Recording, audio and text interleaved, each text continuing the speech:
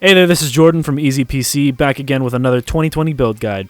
As always, links to the parts featured in this video can be found in the description below alongside our text build guide. This time around, we're tackling the ever monstrous $1,000 price point. We tried to hit all the marks with this build, and we hope you'll enjoy the best 1080p, 1440p, and 4K gaming experience you've ever had.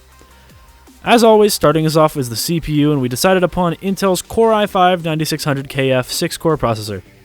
While lacking the hyper-threading of its Ryzen competitors, this thing is an absolute beast when it comes to gaming and workstation tasks.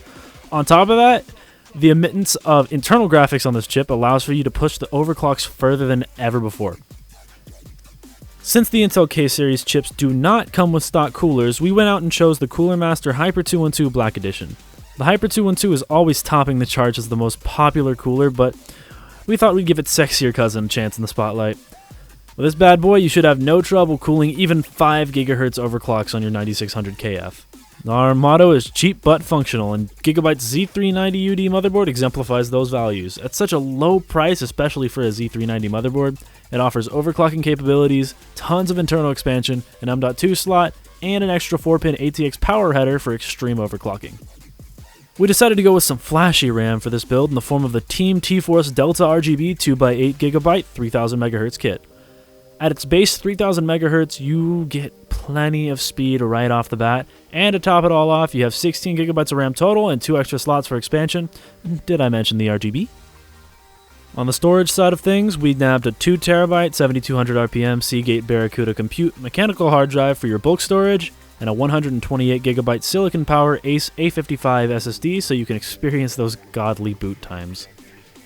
Finally, the part you've all been waiting for. The graphics. We decided that the new RTX 2060 Super was the best all-around card you could get at this price point. Providing performance similar to that of the RTX 2070 at a fraction of the price, you're sure to have a great time using this card. We also suggest considering AMD's RX 5700 XT, which provides better performance on average than the 2060 Super, but lacks the ray tracing.